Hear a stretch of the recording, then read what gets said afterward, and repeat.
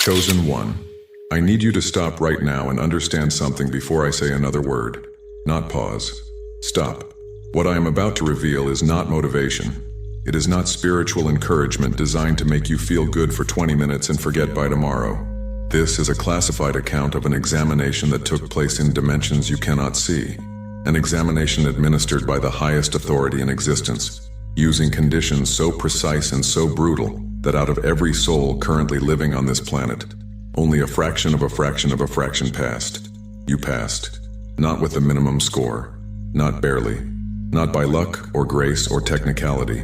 Your result was so unprecedented that it triggered a documentation process in the heavenly realm that has not been initiated since before the modern era began. I am not speaking to inspire you. I am speaking because you have a right to know what was recorded about you, and because the enemy has spent your entire life making sure you never found out. Subscribe to this channel right now and activate every notification. What you're about to hear in the next 30 minutes will permanently change how you understand everything you have been through. If you are already subscribed, I see you and I honor your faithfulness.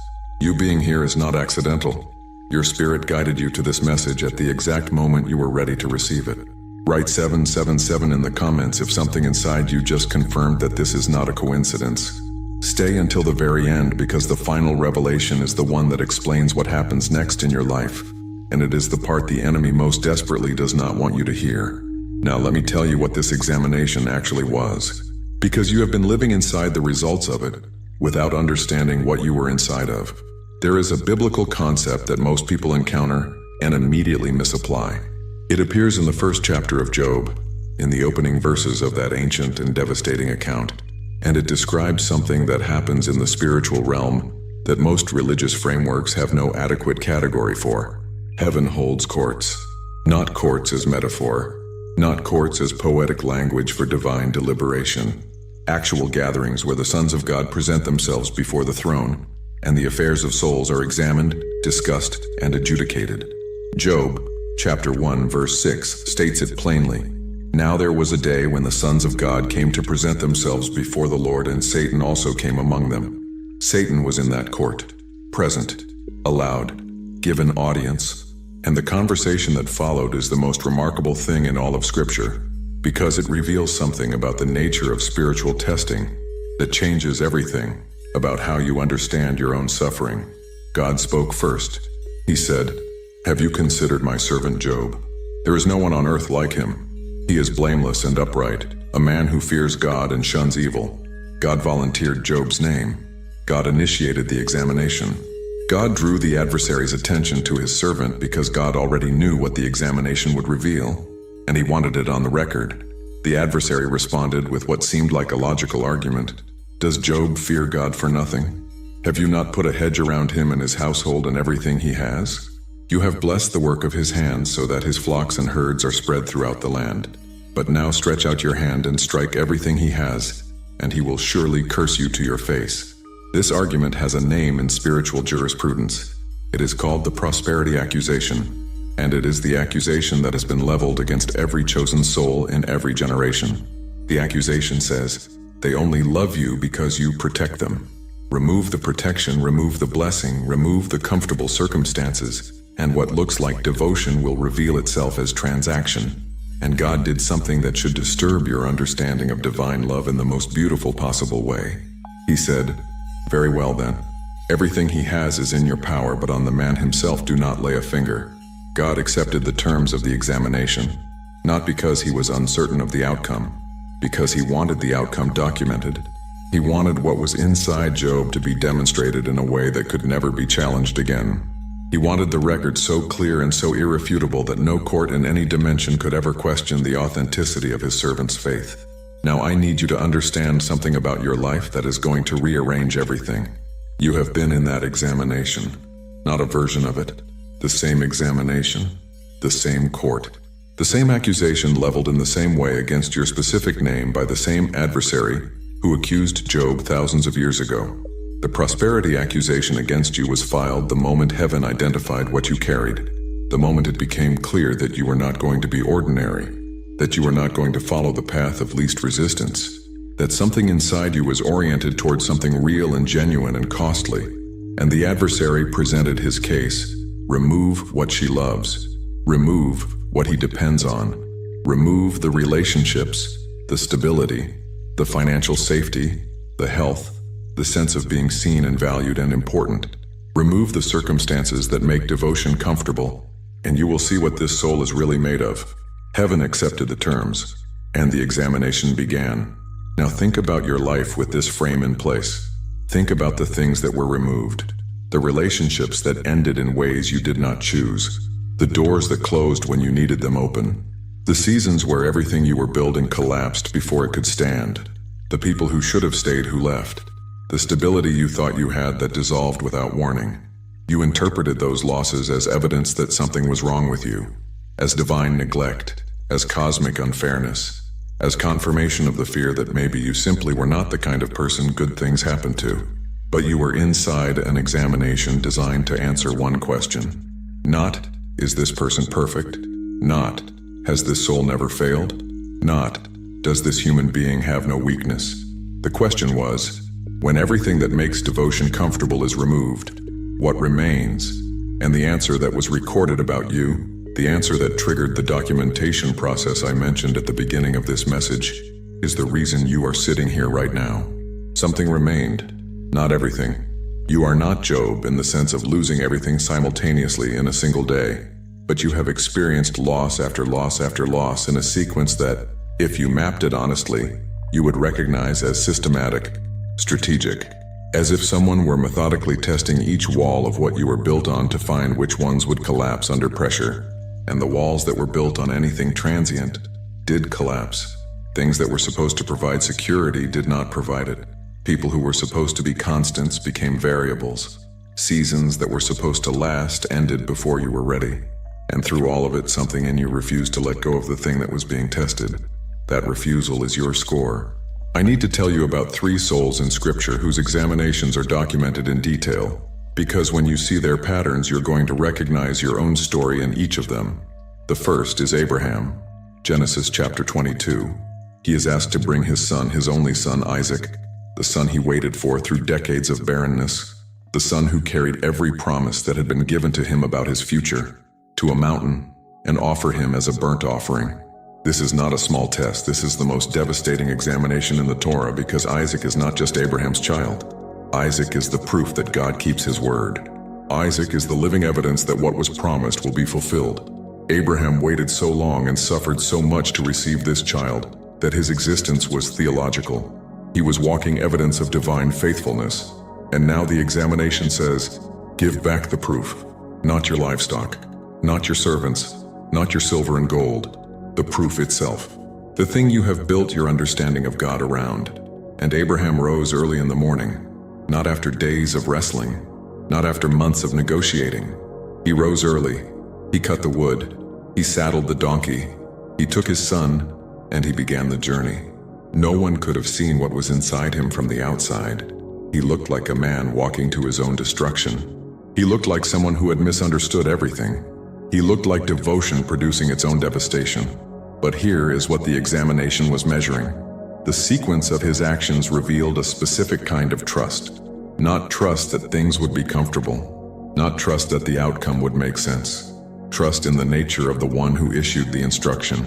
And at the moment of maximum cost, at the moment when Abraham's hand was raised, the angel called from heaven, "Do not lay your hand on the boy or do anything to him, for now I know that you fear God, seeing you have not withheld your son, your only son, from me.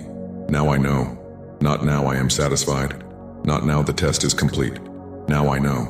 The examination produced knowledge, documented, irrefutable, unquestionable evidence of what was inside this soul when everything else was removed. That documentation is what changed Abraham's covenant from a promise to a sworn oath. Genesis chapter 22, verse 16. "By myself I have sworn, declares the Lord, because you have done this and have not withheld your son, your only son." The examination produced an upgrade in the nature of the covenant itself. What came after the test was categorically different from what existed before it, not just in quantity, but in kind. And the upgrade was possible only because the examination generated documentation that could not be challenged. Your examination has been generating the same documentation. The second soul is Hannah. 1 Samuel chapter 1. She is a woman who wanted one thing more than she wanted anything else, and the thing she wanted was the thing that had been withheld from her. She was married to a man who loved her. She had provision. She had relationship. She had everything except the one thing her soul was oriented toward. And year after year, she prayed. And year after year, the prayer was not answered. And the text tells us something that is almost impossible to read without feeling it physically. And her rival kept provoking her grievously to irritate her because the Lord had closed her womb. The Lord had closed her womb. Not an accident, not biology, not unfortunate circumstance, a deliberate closure. A specific withholding that produced specific suffering that was allowed to continue for years. And then comes the verse that reveals what the examination was measuring. 1 Samuel chapter 1 verse 10. She was deeply distressed and prayed to the Lord and wept bitterly. She wept bitterly, and she prayed. She did not stop doing the second thing because the first thing was so overwhelming. She did not let the bitterness become a wall between herself and the one who had allowed the withholding. She brought her bitterness with her into the presence of God, and she poured it out. Eli the priest saw her lips moving without sound and accused her of being drunk. And her response is one of the most quietly powerful sentences in Scripture. I have been pouring out my soul before the Lord, not performing devotion, not presenting a controlled, acceptable expression of faith, pouring out her soul. The unfiltered, undignified, desperate reality of what it felt like to want something so deeply and to be held in the tension of not receiving it. That pouring out was the examination passing, because the examination was not testing whether she would ask for the right things. It was testing whether she would remain in relationship with the one who was saying not yet, whether the withholding would produce withdrawal, or whether it would produce even more desperate intimacy. It produced intimacy, and the documentation of that intimacy changed what came next in her story in a way that affected not just her but a generation, because Hannah's son was Samuel, and Samuel was the prophet who anointed the first two kings of Israel. The withholding that seemed like punishment was the preparation for a contribution that would shape history. The third soul is the one whose examination most closely mirrors yours, and it is not one of the famous ones. It is a woman whose name appears only briefly in the Gospels, but whose story reveals the specific kind of spiritual testing that I believe you will recognize immediately. Luke chapter 18. Jesus tells a parable about a widow and an unjust judge. The widow had a case. She had been wronged. She needed justice. And the judge who had jurisdiction over her case was a man who, by his own admission, feared neither God nor man. Every obstacle was in place. She was powerless in a society where widows had no standing. She was facing a judge who had no conscience. She had no money for bribes. She had no connections to leverage. She had every reason to conclude that justice was simply not available to her and to stop pursuing it. And she came to him repeatedly. Not once, not twice. The text implies a sustained, relentless, undignified return, over and over, without apparent progress, without visible signs that anything was changing, without anything to indicate that her persistence was producing any result other than the judge's annoyance. And here is the verse that reveals what was really happening in this parable. Luke chapter 18 verse 5, where the judge finally says, "Even though I neither fear God nor respect man, yet because this widow keeps bothering me, I will give her justice, so that she will not beat me down by her continual coming." Jesus then explains the deeper truth. And will not God give justice to his elect, who cry to him day and night? Will he delay long over them? I tell you, he will give justice to them speedily. The examination was not testing whether the widow could produce a compelling argument. It was testing whether she would keep coming back without any external reason to believe that coming back was working. And she did. And the documentation of that persistence is what the parable was written to preserve for every generation that came after. You have been that widow, not always dramatically, not always consciously, but there have been situations in your life where every rational indicator said stop, give up, this door is closed, this season is over, this prayer is not being answered, and something in you kept returning anyway. That returning is in the record. Now I need to reveal to you the specific structure of the examination you were placed in, and why your score was described in the heavenly court as unprecedented. The examination you were given was not the standard test. Everyone faces testing. Everyone encounters seasons of pressure and loss and withholding. That is not what I am describing. What I am describing is a three-phase examination that is reserved for souls whose assignment requires a level of credibility that ordinary testing cannot produce. The first phase is called the removal of support. Everything that was functioning as a substitute for genuine connection to the divine is systematically withdrawn, not as punishment, as preparation. Because a soul that has external supports has not yet discovered what exists when the external supports are gone, and a soul that has not discovered what is inside itself cannot fully trust what is inside itself. And a soul that cannot fully trust what is inside itself cannot be given certain assignments without catastrophic self-doubt. You experienced this. The relationships that dissolved, the finances that contracted, the sense of direction that evaporated, the feeling of being unseen, unprotected, unsupported. These were not divine neglect. They were the removal of the scaffolding, so that the building that was actually there could be identified. The second phase is called the pressure of sustained ordinariness. This is the phase that breaks most people, not the dramatic crisis. The relentless, undramatic continuity of difficulty, the sense that nothing is improving, that prayer is producing nothing visible, that faithfulness is not being rewarded, that choosing to do the right thing is not changing anything.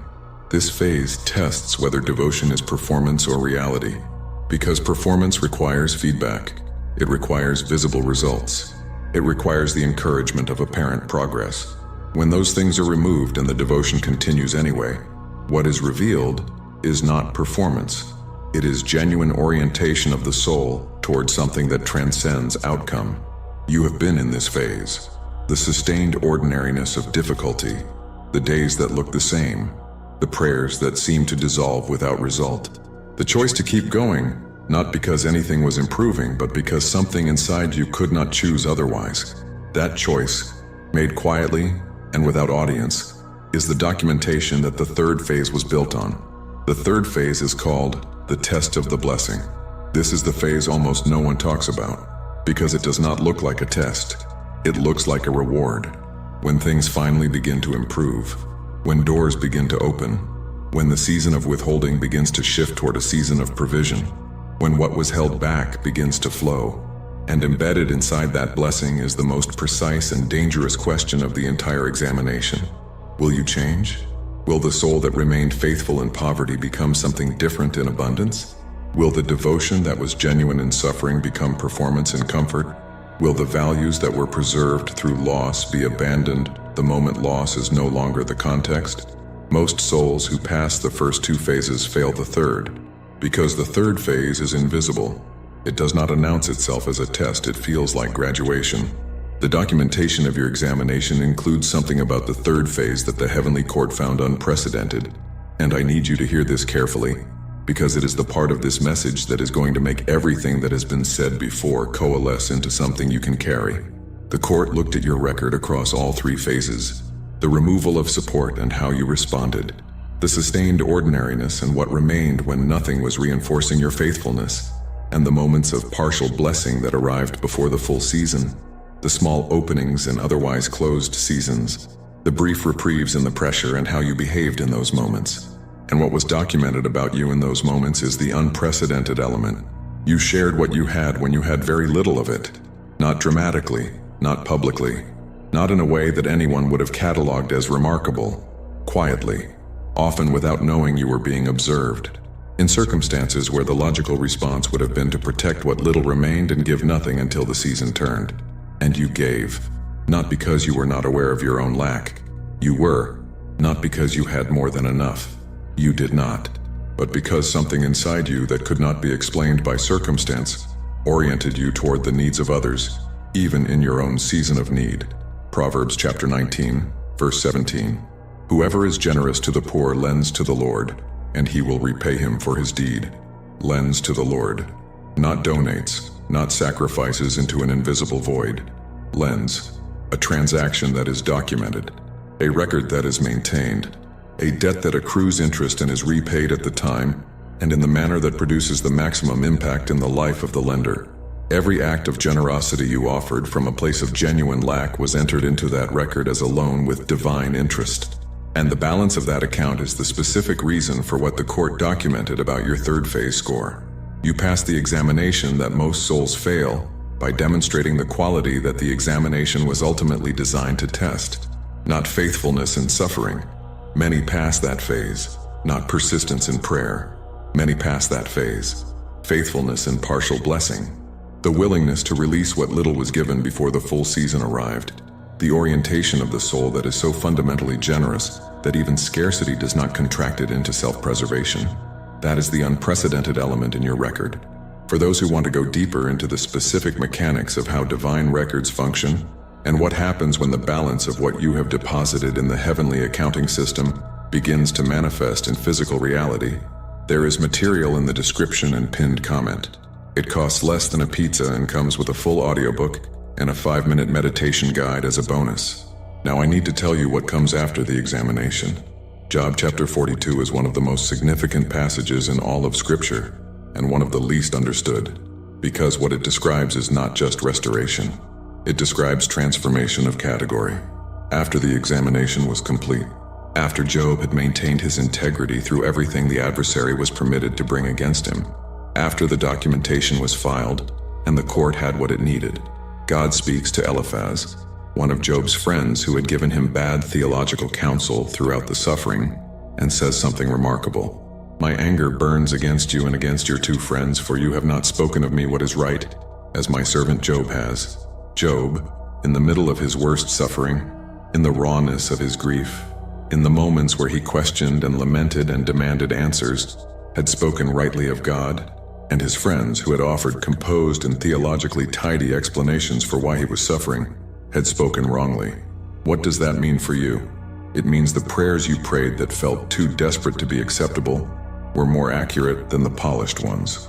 The moments you came before God in undignified honesty were more theologically correct than the performances of composed faith. The rawness was the truth, and the truth was what was right. And then comes the final verse of the examination narrative. Job chapter 42 verse 10. And the Lord restored the fortunes of Job when he had prayed for his friends, not when he had healed, not when he had processed everything appropriately, when he had prayed for the very people who had wounded him with their misunderstanding during his suffering. The restoration was released at the moment of intercession for those who had failed him. I need you to sit with that.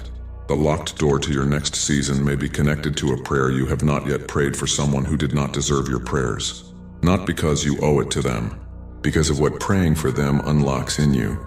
Because the soul that can release blessing towards someone who caused pain has completed something the examination was waiting for. And when Job prayed for his friends, the text says God restored his fortunes and gave him twice as much as he had before. Twice, not back to baseline. Twice baseline. That is not coincidental framing. The examination did not produce return. It produced multiplication. What was lost was not simply recovered. The record of what was demonstrated through the loss was converted into a new covenant reality that exceeded the pre-examination state in every measurable dimension. Your examination has been producing the same documentation, and the multiplication that follows documented examination is not limited by what you had before. It is determined by what was demonstrated during, which means the depth of your suffering is not the measure of your punishment. It is the measure of your multiplication. Every phase of the removal of support, every prayer prayed in sustained ordinariness with no visible result, every act of generosity offered from a place of genuine lack, every moment your soul maintained its fundamental orientation toward something real, when everything around you was designed to distort that orientation. All of it is in the record. All of it is on the ledger, and the ledger is about to be balanced. Now I need to warn you about something specific that happens to every soul after the examination is complete and before the manifestation arrives. There is a window between the end of the examination and the beginning of the multiplication, where the adversary makes a final intervention, not to restart the test.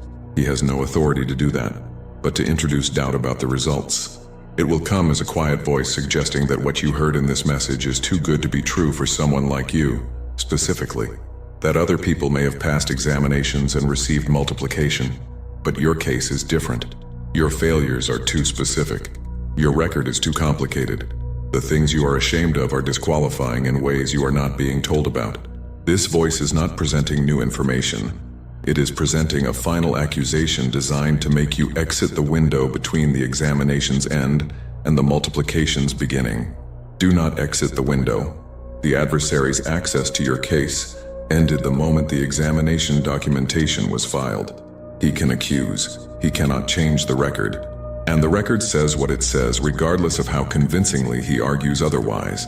Revelation chapter 12 verse 10 describes the adversary as the accuser of our brothers and sisters, who accuses them before our God day and night. Day and night. He accuses constantly. But verse 11 tells you the only thing that is needed in response. They triumphed over him by the blood of the Lamb and by the word of their testimony, not by silencing the accusation, by knowing what the record says and speaking it. Your testimony is not a performance of having it together. Your testimony is the account of what remained in you when everything that was supposed to be there was removed. That is the word that overcomes the accusation. Not perfection, evidence. And the evidence is in the court record with your name on it. One more thing before I close, because there is a passage that directly addresses what happens to a soul when the examination results are finally revealed to them. And it is the passage I want to leave you with because it contains the answer to a question you have probably been carrying for a long time. The question is, why did it take so long? Habakkuk chapter 2 verse 3. For still the vision awaits its appointed time. It hastens to the end. It will not lie. If it seems slow, wait for it. It will surely come. It will not delay. Its appointed time. Not your preferred time. Not the time that would have been most comfortable. Not the time that would have spared you the most suffering. The appointed time. The specific moment determined before the examination began when the manifestation was always going to arrive. The vision was not delayed by your failures. It was not accelerated by your faithfulness. It was appointed, fixed, determined, and it is hastening to its arrival in your life right now. The sensation you have been carrying, that something is about to shift, that you are on the edge of a transition that you cannot yet see clearly but can somehow feel building, is not wishful thinking. It is your spirit accurately perceiving that the appointed time is approaching, and everything you endured, everything that was removed, everything that was tested and documented and entered into the record, has been the preparation for the soul that will inhabit what arrives at the appointed time. You are not the same person who entered the examination. The pressure changed something. The sustained ordinariness refined something. The moments of generosity from lack built something. And the soul that comes through the other side of a documented examination is ready for things that the pre-examination soul could not have handled. The blessing that is coming was not delayed. It was waiting for you to become the version of yourself that could carry it without losing it. You are that version now. Click on the video appearing on your screen right now because what it reveals is the specific sign that your appointed time has entered its final approach and what you can expect to recognize when it arrives. Together, we are stronger.